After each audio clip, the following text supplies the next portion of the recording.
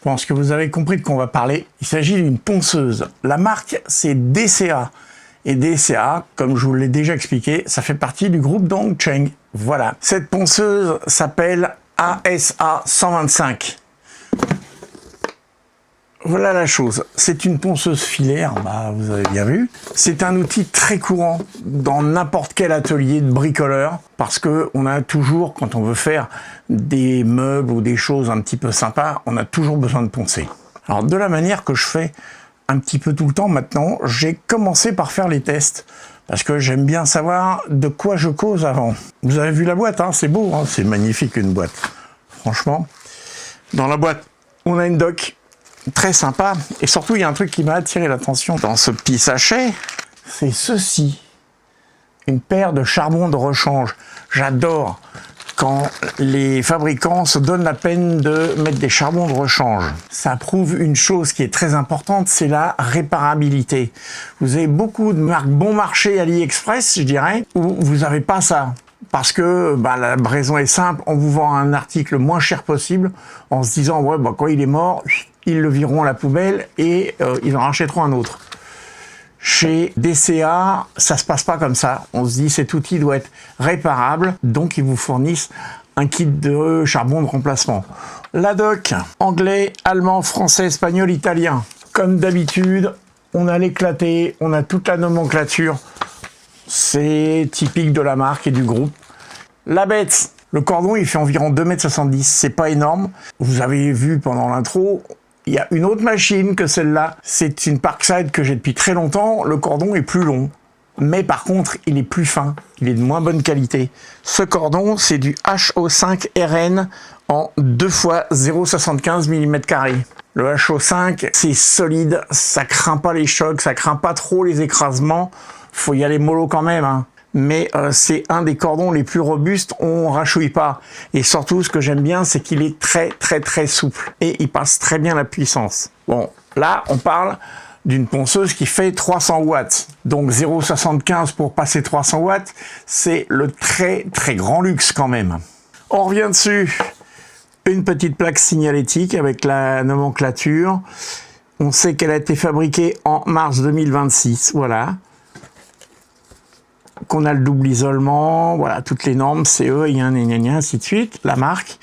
On a un beau petit variateur de vitesse. Devant, on a le bouton marche-arrêt qui est sous une protection en silicone. Alors, ça évite d'avoir de la poussière qui rentre dans l'interrupteur, parce que sinon, au bout d'un moment, ça peut créer des problèmes. Le plateau est là, fixation par 3 vis. On va l'enlever parce que je veux voir comment c'est fait en dessous.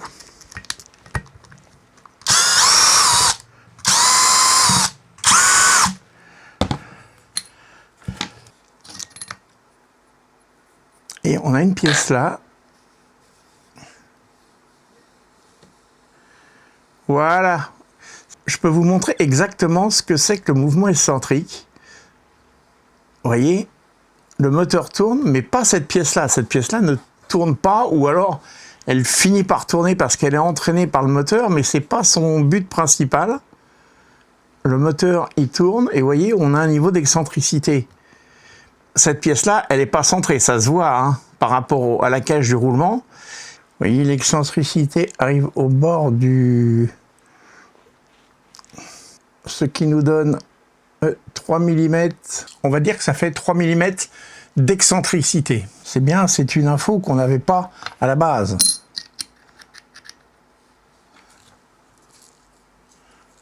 Le plateau en lui-même, je rappelle que c'est un consommable malgré tout. Bon, simple. Puisqu'on a des charbons de rechange, on va regarder, on va démonter ici pour voir comment est-ce qu'on change les charbons.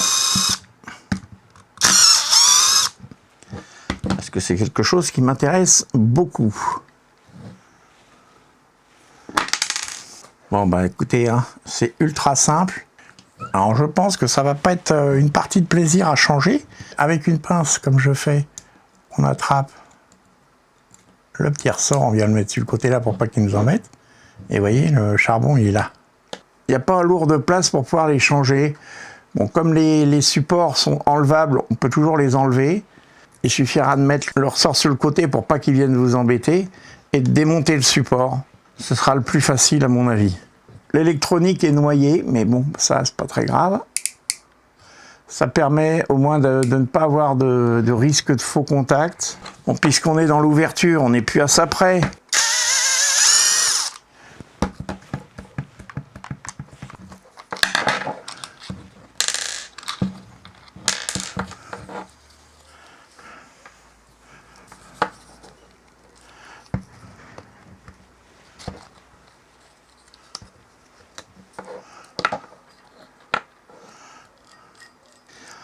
On va pas démonter tout le haut parce que là ça serait beaucoup plus compliqué. Ça nécessiterait de démonter complètement l'excentrique et de venir chercher les vis qui sont là.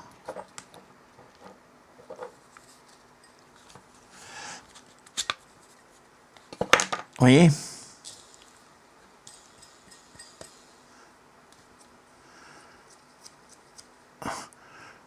Le roulement, est-ce qu'on peut choper une référence dessus ?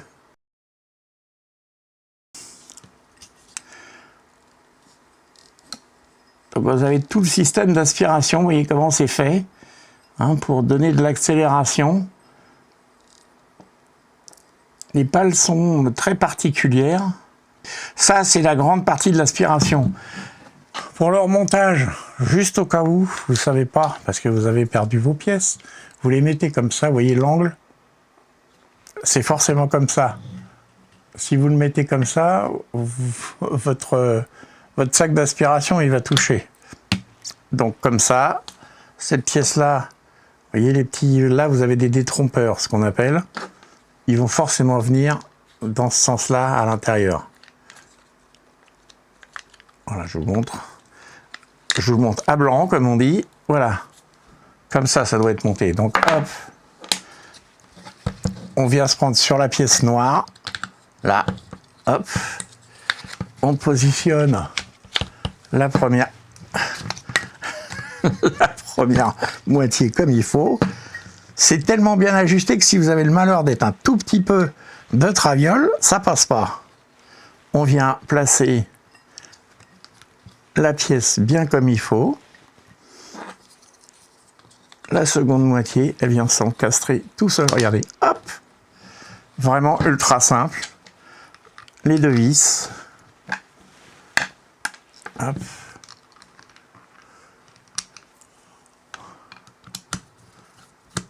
Hop. Comme toujours. Hein. Ça fait des années que je vous montre qu'on fait toujours un petit mouvement arrière pour retomber dans la gorge. Toc. On ne serre pas plus fort que ça.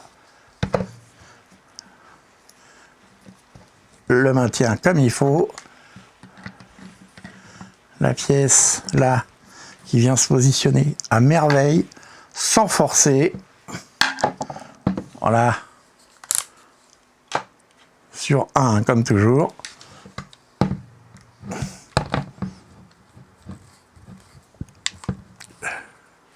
C'est un peu comme les roues. Les écrous de roue, vous les rentrez un petit peu à la main au départ.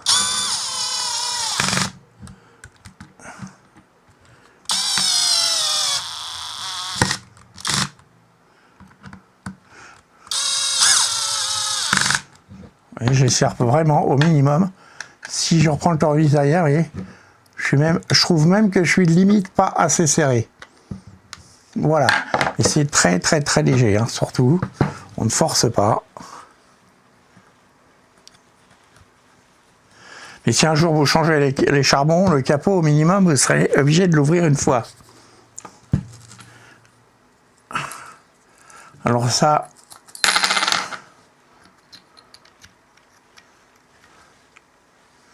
vous venez le positionner tout simplement.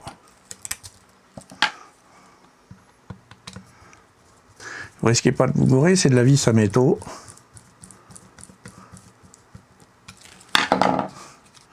On va même les serrer avec ça.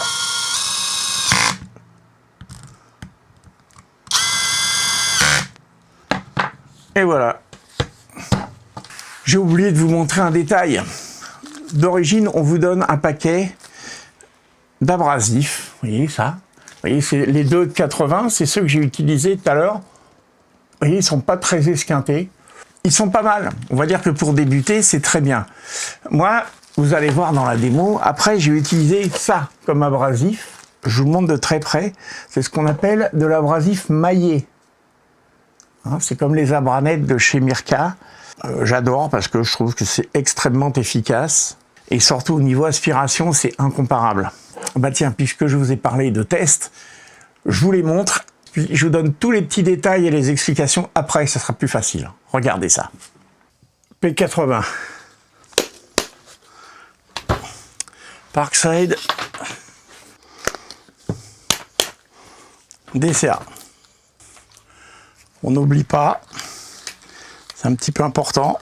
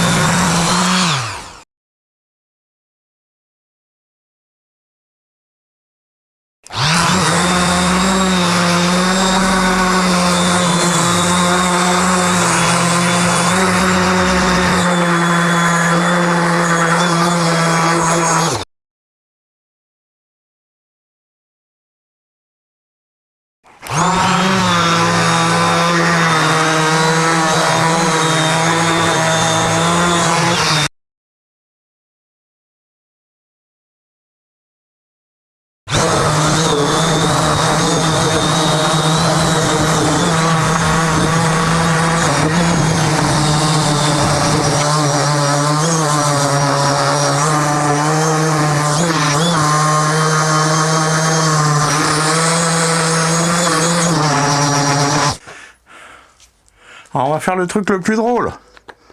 Qu'est-ce qu'il y a dans les boîtes à déchets?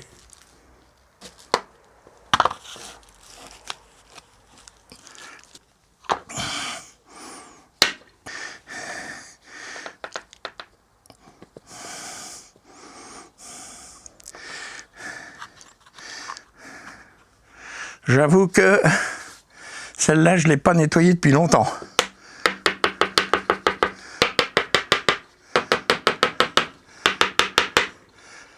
Celle-là, elle est parfaitement neuve. On va dire, ça se vaut. On retourne dans le bureau. Alors là, il y a des choses qui pourraient faire débat pendant des heures, mais on va essayer d'y passer le strict minimum. Je vous ai montré 2 fois exactement le même test au début, avec ces papiers-là, sur un bout de bastin normal, c'est du pain, et vous avez vu une différence radicale entre les 2 tests, c'est normal. Et vous avez vu que je vous ai pas mis de temps et de trucs parce que ça n'a aucun sens en fait quand on y pense bien, parce que contrairement à une démo où on enfonce une vis avec une visseuse X ou Y ou une clé à choc ou ce que vous voulez, ce qui fait énormément de différence, c'est qu'il n'y a pas de facteur humain. Quand vous enfoncez une vis, vous appuyez à fond, c'est la machine qui décide à quelle vitesse ça va. La vis s'enfonce ou elle s'enfonce pas, peu importe, mais c'est la machine qui décide. Sur une ponceuse, je dirais même sur une scie circulaire, vous pouvez pousser plus ou moins fort, la patte de chacun va porter des différences qui sont notables sur le temps, sur la qualité du travail, et une ponceuse, c'est même encore plus flagrant. Donc, pas de chrono, rien. La Parkside, c'est une ponceuse que j'ai depuis les débuts de la chaîne, et je la connais relativement bien. Je l'utilise pas tous les jours non plus, faut pas exagérer, mais je l'ai utilisée et je la connais bien, j'ai l'habitude de m'en servir. C'est pas la ponceuse du siècle, hein, on le sait, mais bon, jusqu'à l'arrivée de cette DCA, j'en avais pas d'autres mieux. Notre DCA, je la connaissais pas du tout. C'est la première fois que je l'utilisais, et en plus, c'est la première fois de ma vie que j'utilise une ponceuse faite comme ça. Si vous avez vu la différence. Sur la Parkside, ici vous avez une queue, une poignée, appelez ça comme vous voulez, qui est un peu plus longue, et devant vous avez encore une poignée. C'est une ponceuse qu'on peut tenir à 2 mains, qui permet de bien équilibrer ses avant-arrière côtés beaucoup plus facilement. Alors qu'elle, bah, vous avez quasiment qu'une seule solution, c'est la choper par la tête comme ça, et c'est tout votre poignet, la force que vous allez mettre dans le serrage, et votre poignet qui va gérer tout l'aspect fonctionnel. Je me suis fait un petit peu surprendre au début parce que ça agrippait bien, elle avait un peu tendance à vouloir se barrer à côté, voir si on y est. Potentiellement, sur le premier jet, j'ai eu beaucoup plus de mal avec la DCA. Sur le deuxième jet, tout de suite, est-ce que je l'ai bien prise en main? Est-ce que j'ai fait des mouvements qui étaient meilleurs, qui étaient plus adaptés à la machine? Le fait est, c'est que entre le premier test et le deuxième test, la Parkside, à 2 secondes près, mais on n'est pas 2 secondes sur ce genre de travail, j'ai fait le même temps exactement, ce qui prouve que mon utilisation habituelle, je la connais, j'ai les bons mouvements pour cette ponceuse. Celle-là, ça a divisé par 2. Hein, ça y est, c'est comme un pilote de Formule 1. Il fait un premier tour, en général, c'est jamais folichon. Après, il apprend à maîtriser sa monoplace, et là, il se met à faire des temps. C'est normal. Et c'est là où je voulais en venir.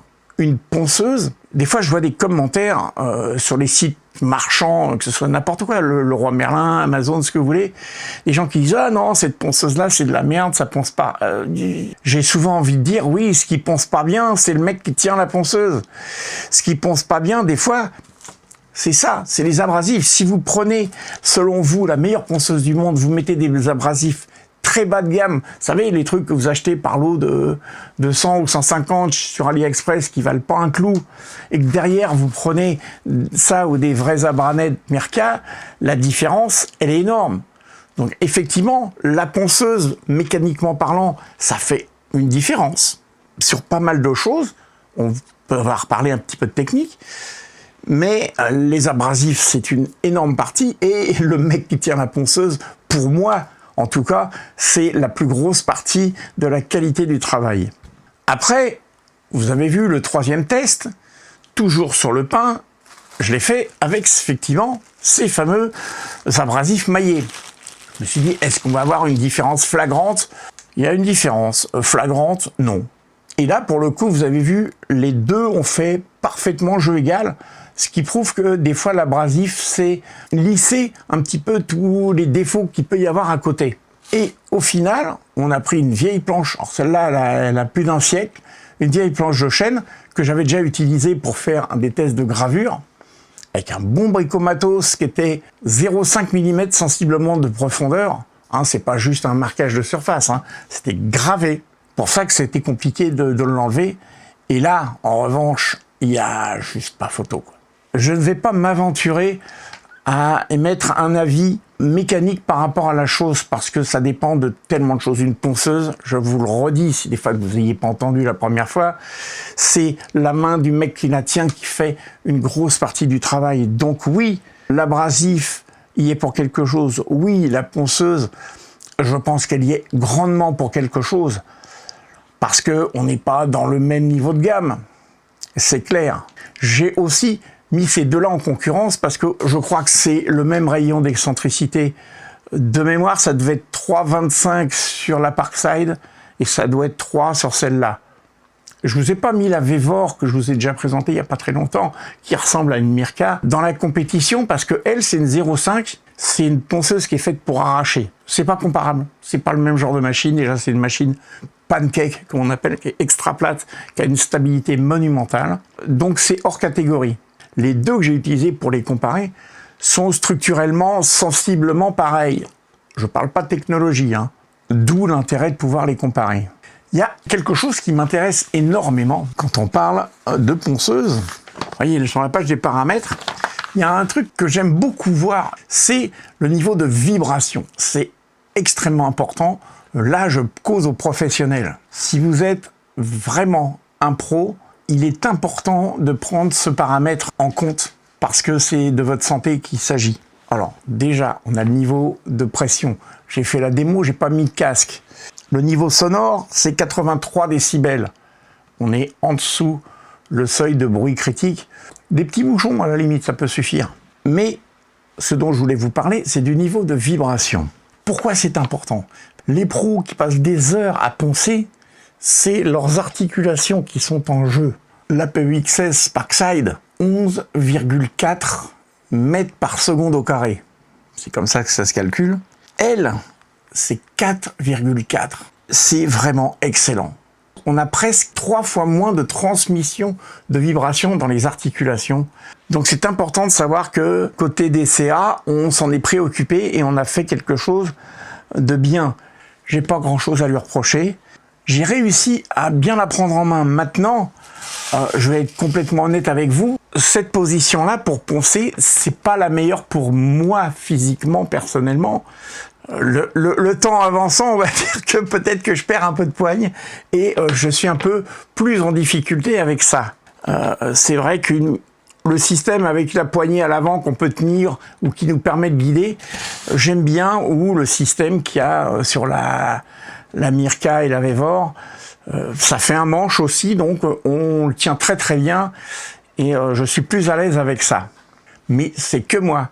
Ceux qui aiment ce type de poignée-là, en plus vous avez l'accès au variateur de vitesse quand vous avez besoin en direct, sans avoir à faire de bidouilles bizarres, je trouve que c'est très très bien.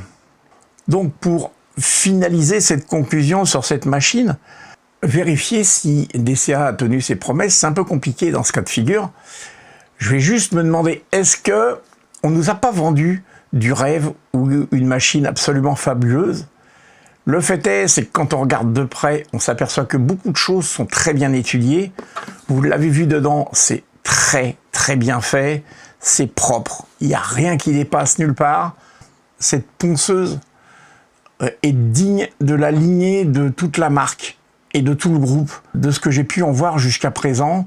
Et il y en a que j'ai vu que je vous ai pas encore montré. Ça va bientôt venir. Donc, malgré tout ça, je dis que oui, je pense que DCA nous a donné ce qu'ils nous ont promis de nous donner, donc je valide. Il n'y a plus grand chose à dire, donc si vous êtes toujours là, je vous remercie d'avoir regardé cette vidéo jusqu'au bout. S'il y a des pros, des amateurs, des boiseux qui utilisent énormément de ponceuses, dites-moi ce que vous utilisez. Et pour des petites finitions comme ça, est-ce que vous êtes adepte de ce type de format? Voilà, racontez-moi un petit peu, dites-moi quelles sont vos expériences, ça m'intéresse vraiment. Donc, allez-y, pas peur. Et s'il y en a parmi vous qui ne sont pas encore abonnés, allez-y, hein, vous connaissez la chanson. Et puisque j'ai plus rien d'autre à vous dire, je vous dirai bien à très bientôt pour une nouvelle vidéo.